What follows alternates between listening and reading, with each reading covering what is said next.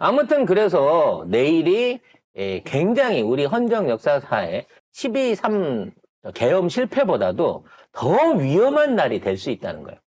왜? 윤석열도 김건희도 내일이면 다 죽는 날이 되는 거기 때문에 아직까지 남아있는 어떤 형태의 물리력 내지는 영향력 이걸 동원해가지고 소요계엄을 먼저 때리고 확대를 시키거나 또는 다시 비상계엄을 획책할 가능성이 매우 높다고 봐진다는 거죠, 현재는.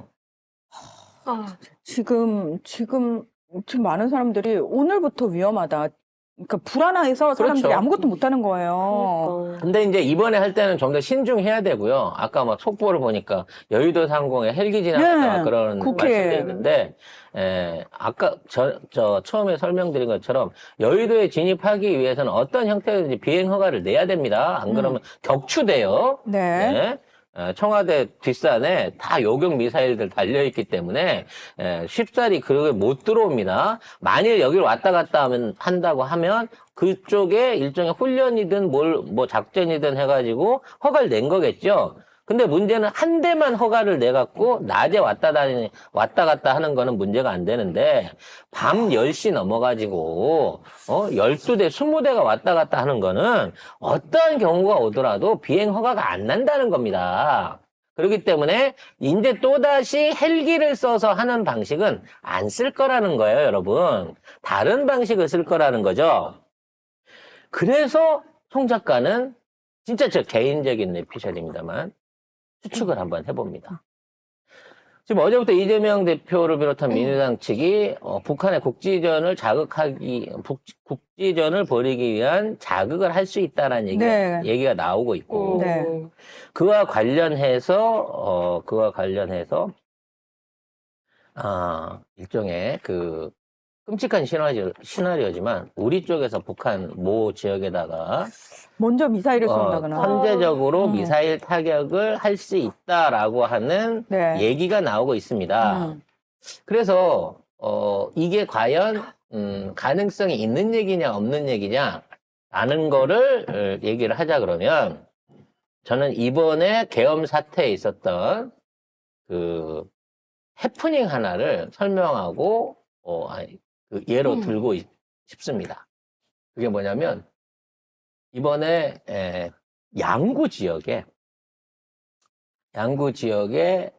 계엄군이 현재 그 계엄령이 내리기도 전에 양구 지역에 민간 CCTV 무슨 정보 조정을 한다고 먼저 투입된 사례가 있었어요. 조국 장관이 그 계엄사령관한테 계엄사령관도 네네네. 모르는 일이었는데 네. 자, 양구 지역에서 군사경찰이 진입을 했었구나. 진입을 해가지고 CCTV 통제실을 확보를 했던 네. 그런 예가 있습니다. 그러니까 양구구청 CCTV 관제센터와 군경 합동 상황실을 점거했다고 합니다. 네. 12월 4일 새벽 0시 10분. 그래서 이제 중요한 게 그거예요. 만일 공격을 할 수 있다고 하면 국지전이 어렵기 때문에 아마도 미사일 도발을 선제적으로 진행할 가능성이 높다라고 봐집니다. 네. 이 작전을 실행을 하면서 이게 지금 선관위 털기도 바쁜데 국회 가기도 바쁜데 심지어 그 계엄을 지방으로 확대하지도 않았는데 왜 양구라는 지역을 딱 찍어가지고 얘네들이 CCTV 관제센터를 비롯한 군사합동 상황실을 운영하려고 했냐는 거예요. 이게 미사일 도발을 위한 일종의 사전 작업이 아니었을까라는 개인적인 의심을 해보게 됩니다.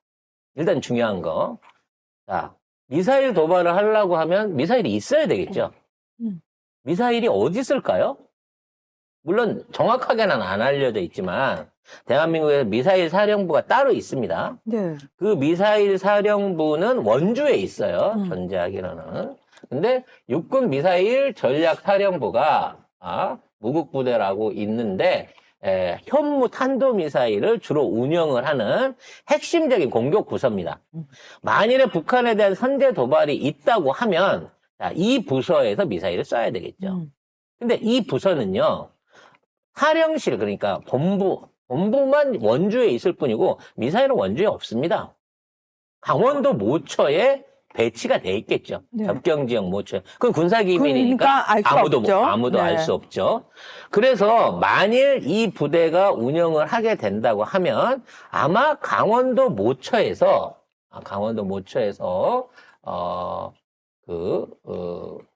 어떤 형태로든지 도발을 하게 될 겁니다. 근데 가장 도발을 할 가능성이 높은 지역으로 저는 양구 지역을 보고 있는 거예요. 양구. 왜냐하면 양구는 일단 주민이 2만 명이 안 될 정도로 사람들이 많이 살고 있지 않은 지역입니다. 만일에 우리가 북한이랑 미사일 공방전을 벌이게 된다고 치면 북한도 그렇고 우리도 그렇고 최소한의 피해를 위해서 원점 타격, 그러니까 미사일이 발사됐던 지점에 포격 폭격을 하게 되는 게 지금 일종의 미사일 교리전의 근본입니다. 그리고 우리도 그렇게 하겠다. 북한이 만일에 미사일 도발을 하면 발사 원점에다가 우리가 보복 공격을 하겠다라고 얘기를 하는 거지. 예를 들어 우리가 강원도에 포를 맞았다고 평양에다가 보복을 하는 방식은 아니라는 거예요. 양구 주민들 되게 소름 끼칠 것 너무 같아요. 무섭겠다, 진짜. 그래서 양구 지역에 있는 CCTV는 그럼 왜 확보를 하려고 하느냐? 어찌됐거나 원점 사격을 양구에서 실시를 이거 순전히 제 개인적인 내피셜이에요, 여러분. 이거 겁먹으실 필요 없어요. 시나리오를 제가 써보는 겁니다. 미사일이 배치되어 있던 것들을 이동형으로 끌고 와가지고 양구에서 쏘면 보복도 양구로 온다는 거예요. 문제는 여기에 대한 것들을 국민들한테 알리려면 공격당하는 장면의 화면이 필요할 거예요. 그렇죠. 그래서 그 최적지로 볼 수 있는 데가 양구란 말이에요. 그래서 군청에 CCTV를 봤구나. 그렇지. 그래서 미리 그걸 그러니까 좀 무섭지만 그림을 보려고. 네. 그러니까 거기에다가 확보를 해놓은 상태. 그러니까 얘네들이 이제 양구 어디 지역에든 미사일을 쐈던 지역에 떨어질 걸 아니까 그거를 생생하게 시각적으로 확보할 수 있는 연출을 위해 가지고 일부러 이와 같은 짓을 한 게 아닌가 싶은 생각이 든다는 거죠. 그렇죠. 앵글을 보기도 하고 그걸 통해 가지고 어느 지역에서 쏘면 어떻게 우리가 공격당하는 이거를 보게 되고 이걸 생중계할 수 있을까? 이 그림을 그린 게 아니겠느냐라고 하는 게 제 개인적인 생각. 그게 아니면 이 바쁜 와중에 정식 계엄군 헌병들이 그러면은 저기 이 쫓아가서 계엄을 이렇게 허술하게 했네. 계엄마저도 무능한 애가 아니야. 아니지.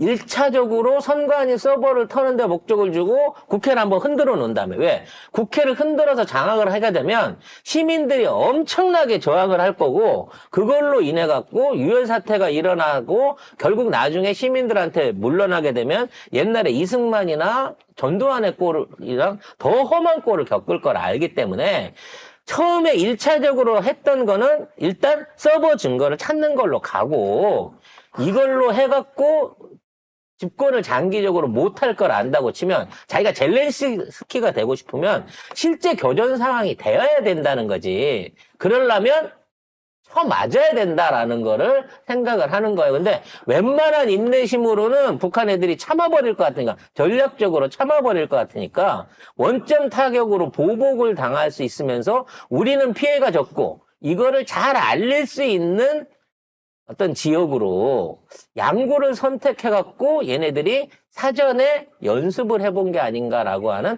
송 작가만의 내피셜이 있다는 거예요. 왜?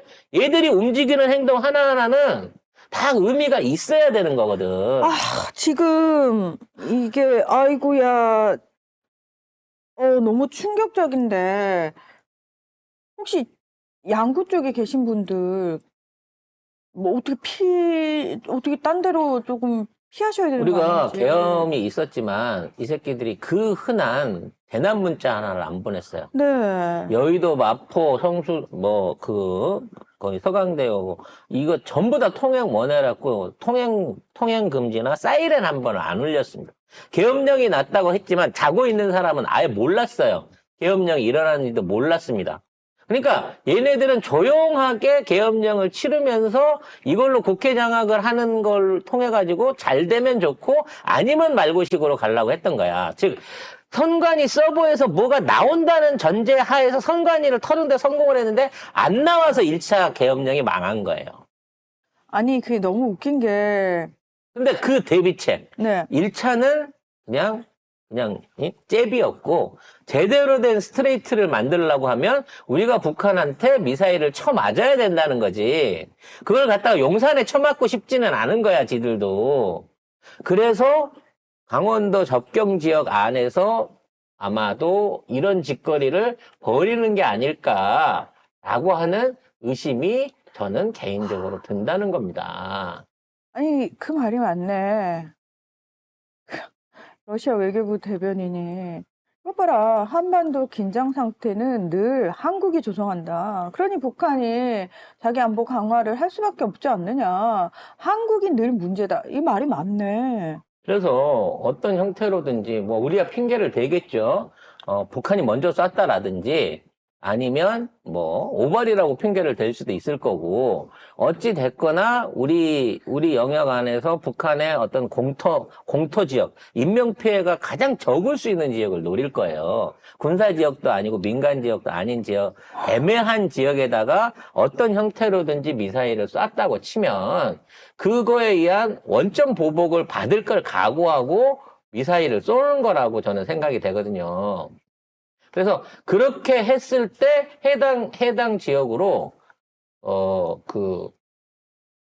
이러한 피해를 감안해야 될 지역으로 아마도 양구를 선정했기 때문에 이번에 양구를 한번 찔러본 게 아니냐라는 생각이 든다는 겁니다. 아, 지금 빨리 어떻게 긴급 체포라도 해야 되는 거 아니에요? 나 정말 너무 미쳐버릴 것 같은데. 그래서 지금이라도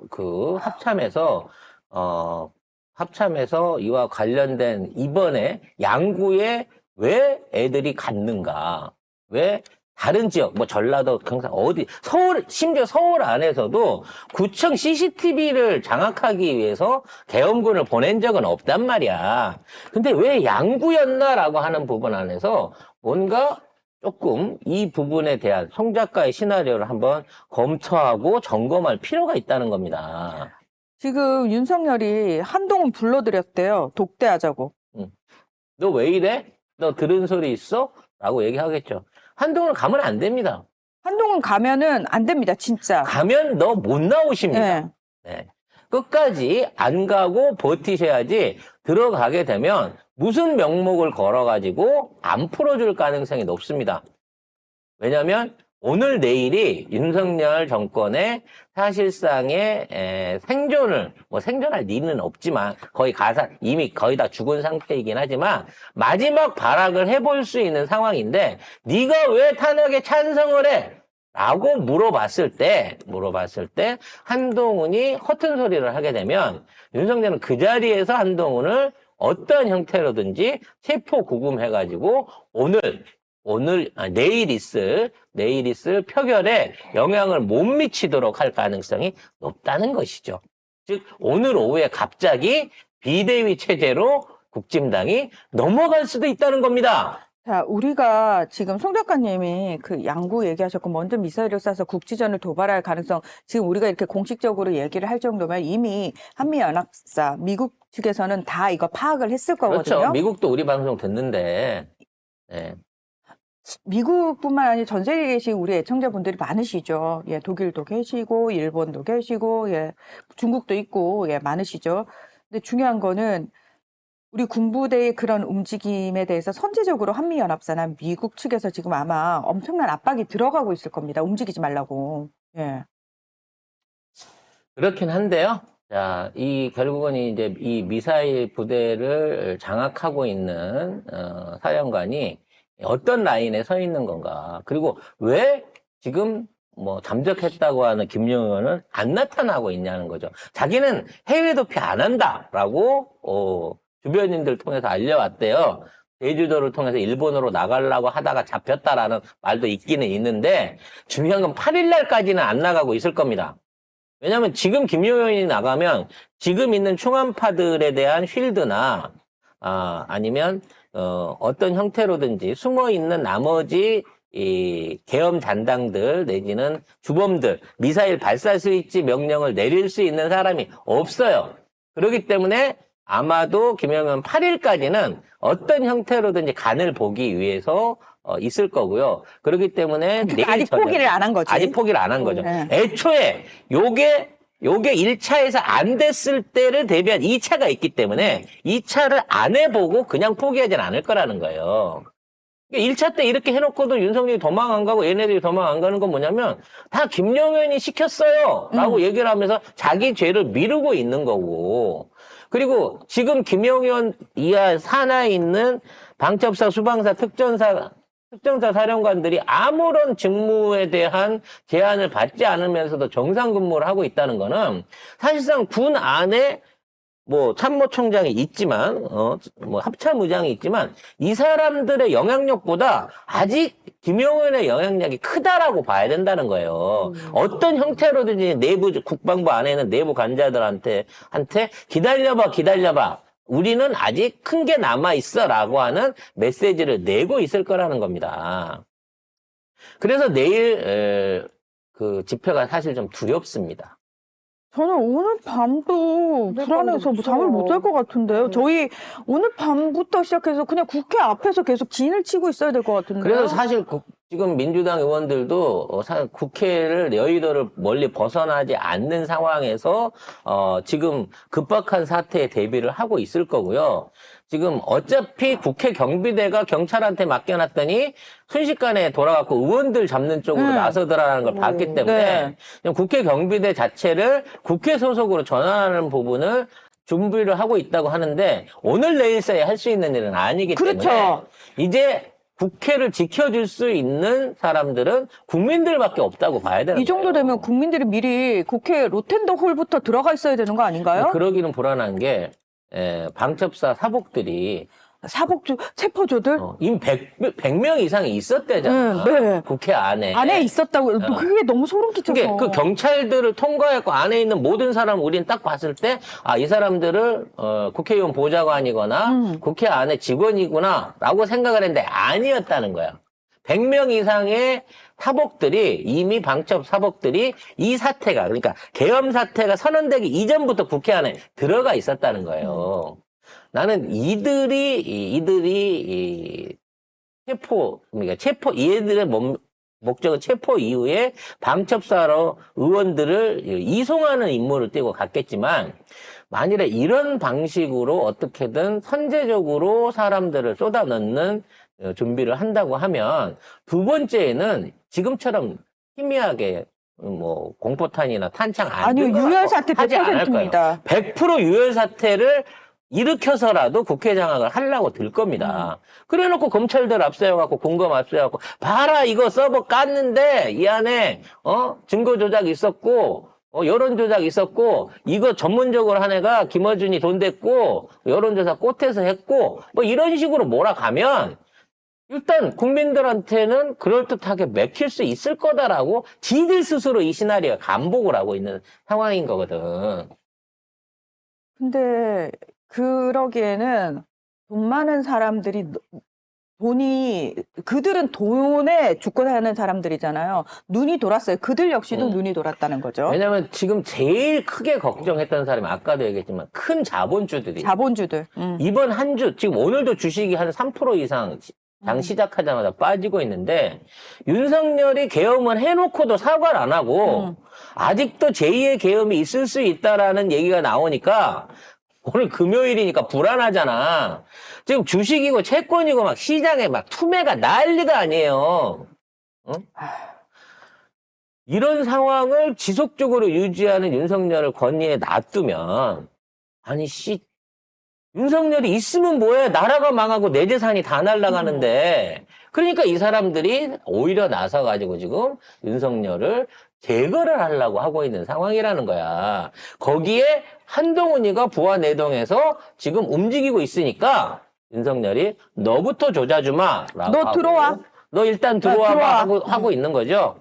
자, 건강상의 이유를 대든 뭐들 하든 한동훈 대표도 내일 오후까지 잘 피해 다니시기를 바라겠습니다. 진짜 한동훈 너 들어가잖아? 넌 진짜 끝이야. 너 우리가 분명히 알려줬는데도 병신같이 또 벌벌 떨면서 쫄보 새끼가 들어가잖아? 넌 진짜 끝이라고. 근데 말이죠. 윤석열이 이제 5일날 원래 어저께 담화 오전에 하려고 했던 걸 안 했단 말이에요. 안 했죠. 예, 그거는 서버를 못 찾아서인데 지금 있는 보좌관들이 윤석열의 속을 모르겠다는 거예요.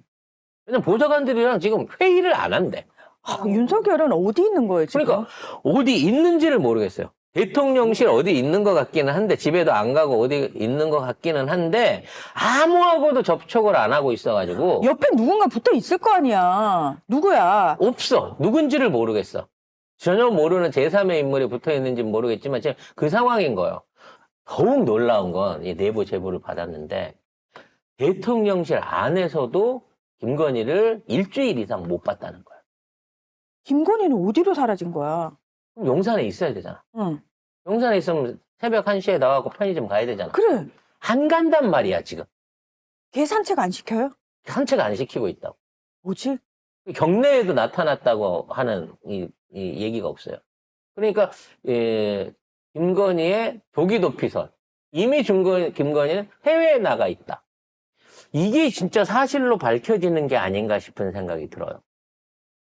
만일에 쿠데타가 성공을 하면 조용히 들어오는데 만일에 이게 실패하고 윤석열 탄핵과 직무정지가 되면 갑자기 김건희가 아르헨티나 같은 데서 나 여기 있지! 라고 얼굴을 빼꼼히 들이내는 게 아닌가 라는 걱정이 될 정도입니다. 근데 아무도 모르게 그렇게 출국이 가능해요?